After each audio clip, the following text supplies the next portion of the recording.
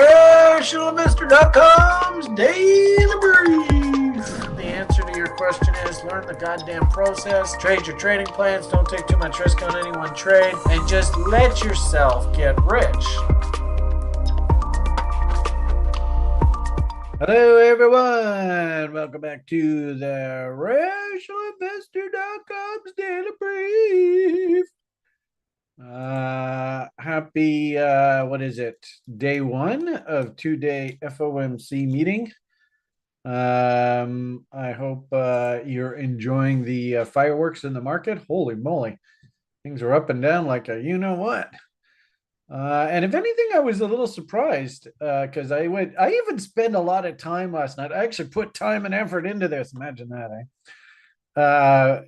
Drawing up some scenarios for us going forward. It really looked to me, and this is, if anything, this is a perfect analogy of why you really shouldn't trade your opinions and what you think's going to happen, because 9 times out of 10, it's exactly what doesn't happen.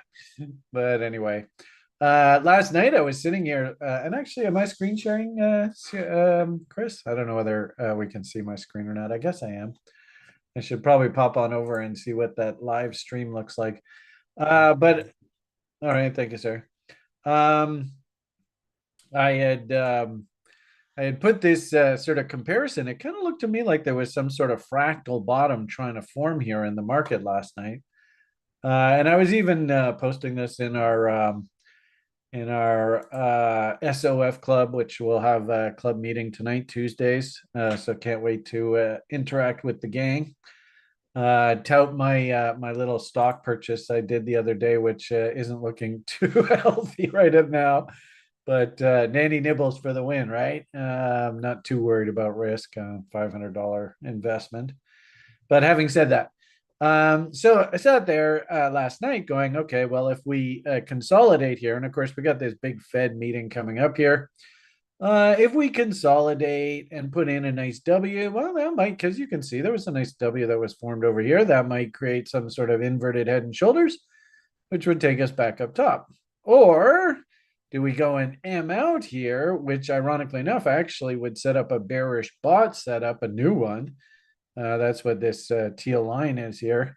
And we puke out.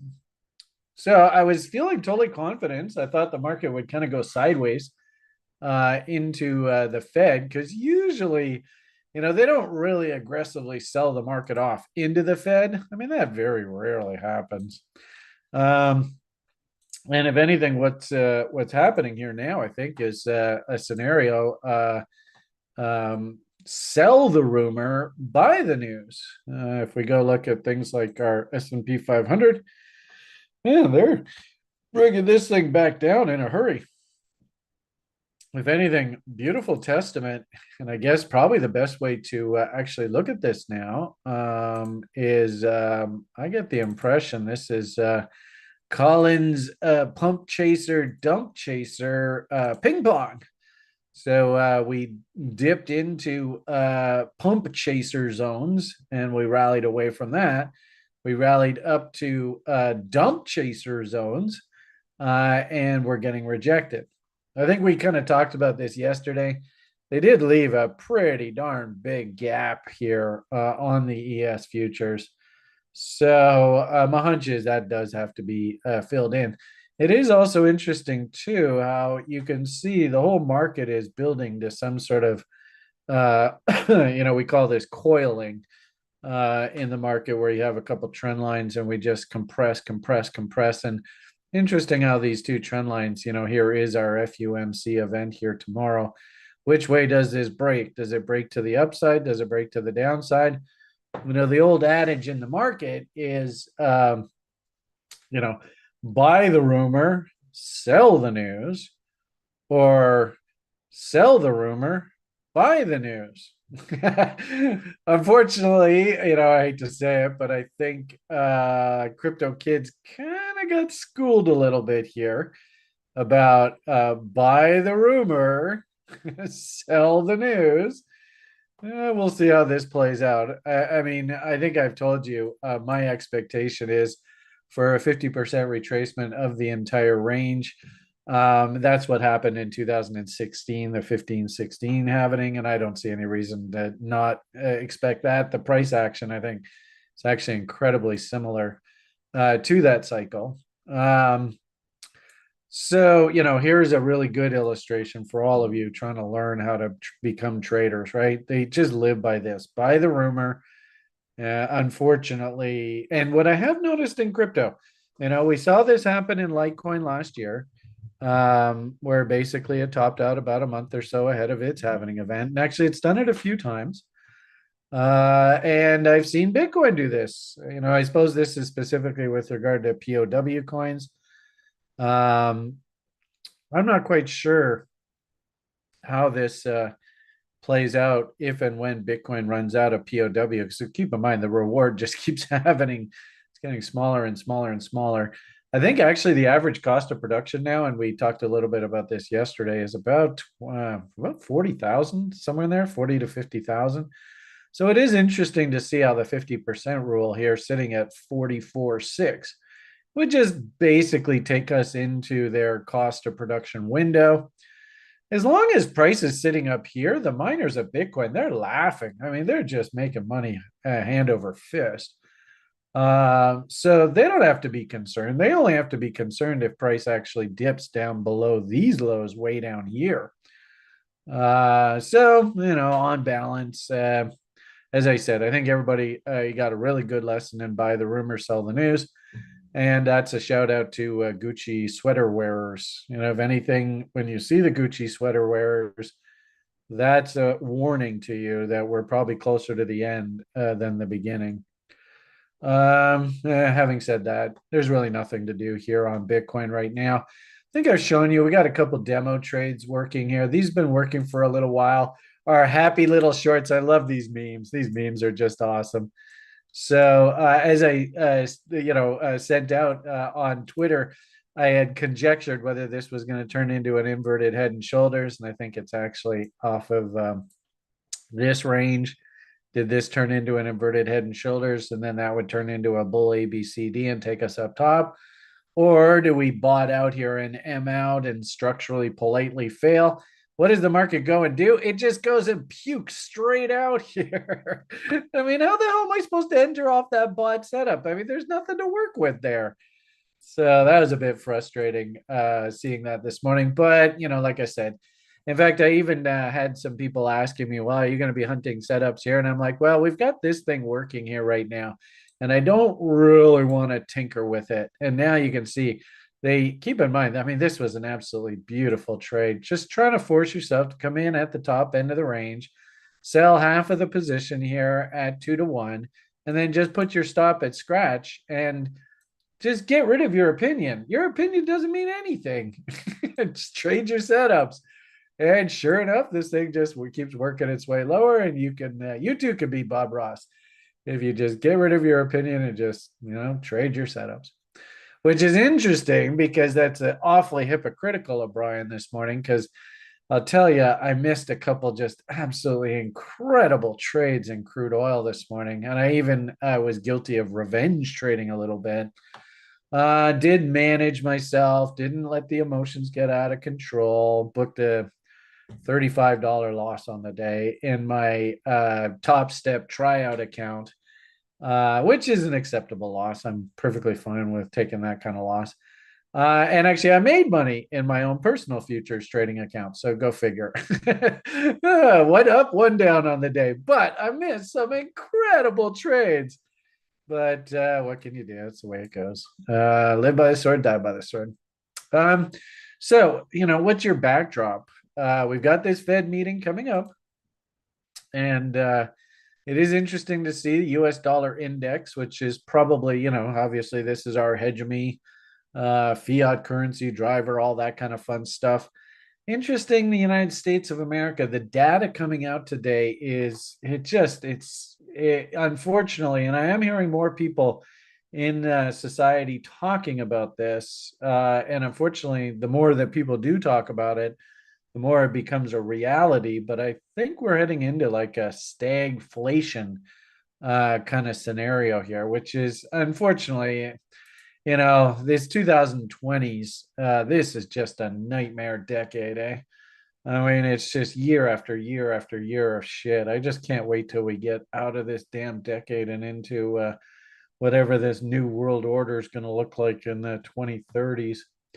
Um, but what I wanted to show you was the econs that came out today. I'm not quite sure which screen I have this on. I have it over here. So econs out today. Um, Eurozone inflation rate steady at 2.4%. Unfortunately, actually fortunate, unfortunate, however you look at it, glass half full, glass half empty. We do have Stuart on the call here today, TRICTO. So if you have any questions about the website functionality, and also too, he's managing our senior crypto portfolio, and he's actually even found a new name. And if we're really lucky, maybe he'll talk a little bit about that new name today. But he's dying 1,000 deaths in Europe, which is kind of sucks for him. But I'll let him speak about that in the after party. Interesting. Mexico GDP unexpectedly grows.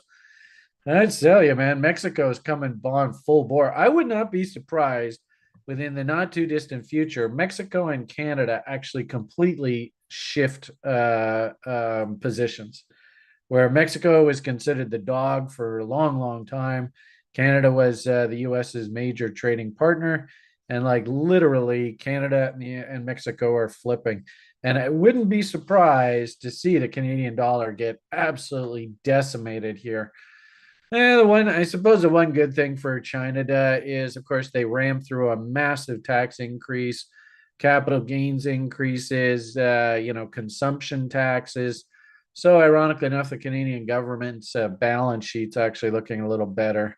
But man, the moaning and groaning going on here locally about the hyperinflation is it's a nightmare. But anyway, I digress. Point here is econs driving the market today. US, I'm not even quite sure what we really want to use this, but you can see employment costs. This is actually a relatively new sort of data set that I've been noticing coming up here. I'm not really too familiar with this, but at the same time, too, you can see wages and sort of costs and benefits and wages were all expected to come in at these numbers. And this is actually what they came in. That's almost a 50% increase over what they were expected. SpaghettiOs. And of course, your employment cost index. I think this is one of the favorite sort of measures for the Fed. That came in like 33% higher than expectations. That, unfortunately, is still very inflationary. Home prices themselves also coming in stronger than expected year over year, slightly higher, and month over month, actually about 15 or 50% higher than expectations. That's very inflationary.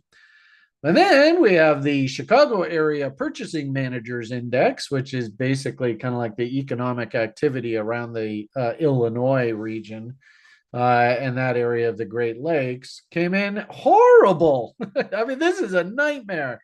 We're supposed to read, keep in mind, reading above 50, that's economic expansion. We're going backwards here, folks. 37.9. Holy free holies. And interestingly enough, on that data print, again, inflationary, inflationary, inflationary, inflationary. Wow, economy is collapsing. And of course, consumer confidence, their market was looking, and this is the conference board's consumer confidence reading. I think the market prefers to listen to the University of Michigan consumer confidence numbers, but it doesn't matter. Point here is that's what the market was looking for. And you can see consumers, given all this inflationary pressure and given the fact that the economy itself is basically stalling out, obviously the consumer's not too happy right now. Put it all together, and this is your wet dream stagflation environment. Not a pretty time to be a human on this silly planet right now. The worst part about all of this, I think, in my personal opinion, is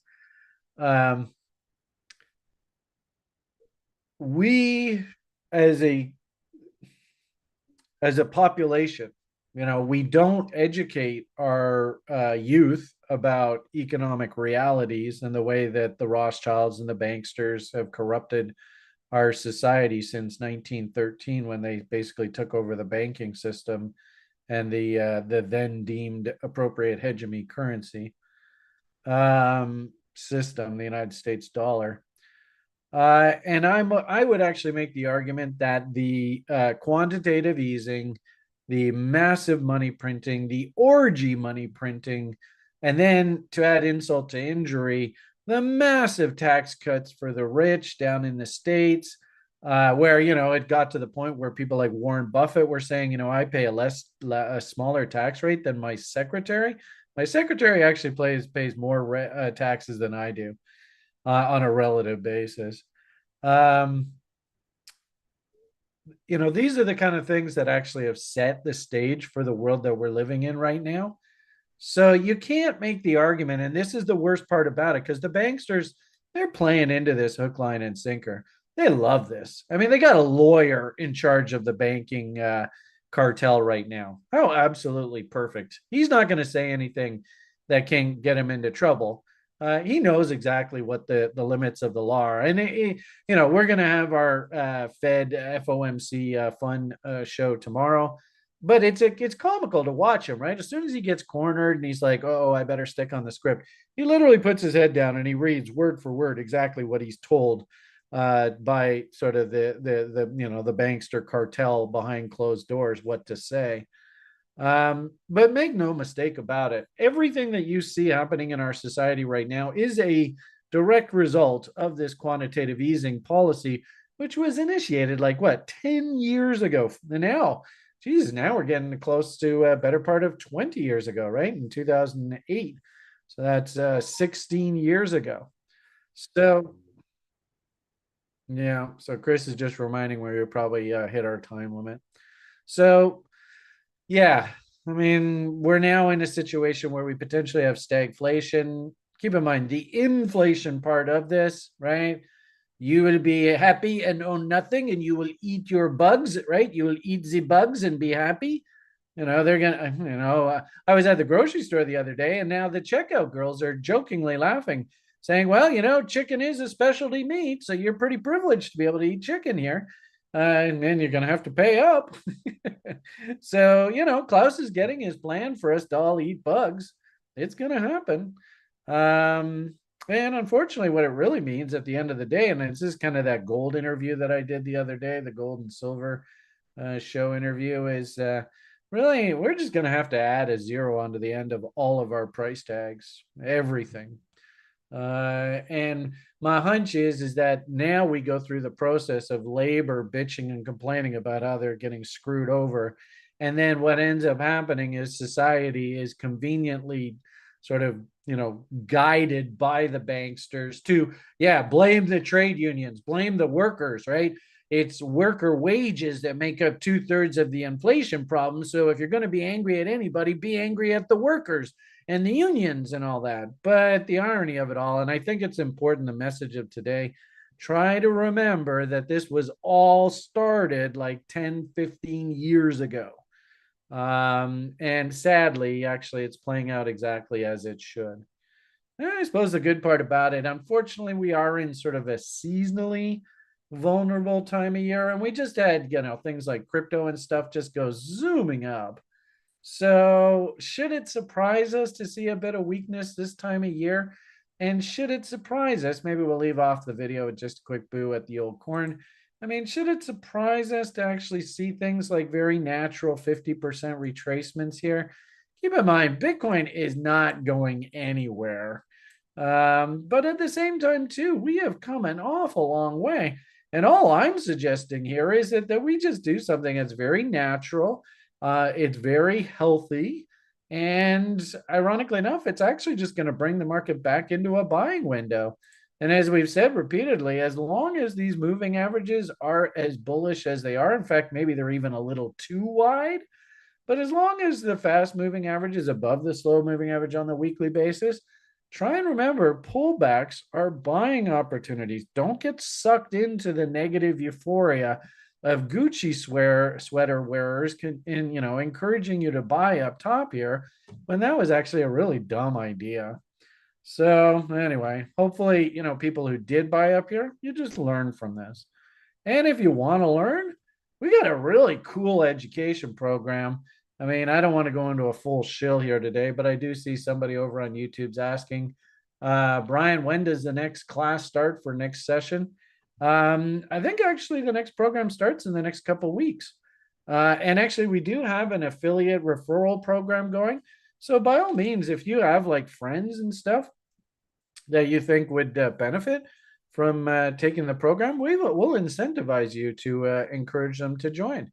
So, maybe tomorrow when I have a little bit more time and I'm not so ranty here, we can talk a little bit more about that referral program and when the education program starts, but it starts very soon. So I would strongly suggest that you maybe, and considering you're going to pay for our level 1 education program, which will teach you something like I buy green boxes, I sell red boxes. And if we're above red boxes, for God's sakes, don't buy. What are you, crazy? Um, you know, let's not get down that rabbit hole. But the price of our level 1 basic education program is like, what is it, like a quarter of what Gucci sweater wearers are going to charge you to learn how to trade and buy markets up top here? I think it's very reasonable, the price that we charge for our basic education program. And then what I would suggest to you all is if you really do want to learn how to be a trader, take our full education program. You'll be at TRI for the next year or two. And frankly speaking, I think it's the best year of education I've ever seen in the trading world. And it's about the same cost as a Gucci sweater wearer course that teaches you how to circle Bitcoin on a whiteboard. Okay, rant. We have the Fed's meeting right now. Fed's hands are kind of tied because the inflation problem is not going away. I think we spent a lot of time yesterday talking to you about, we'll know that inflation is licked when this silly thing rolls over. It's still making higher highs here in the near term. So there's no reason for us to get uber bullish and start thinking that the Fed's going to cut rates. As long as the 2-year bond is still pointing down, same thing. So, slow and steady wins the race. Don't take no wooden nickels. And let's see what kind of money Bob Ross makes on his little short up here. I mean, what I'll plan to do is if we do hit that 50% level, we'll close this out and we'll make a big advertisement about what a fucking killer trade that was. But until then, there's really nothing for us to do here. So, all right. Have yourselves a great day. PMA for the win. All the best and bye.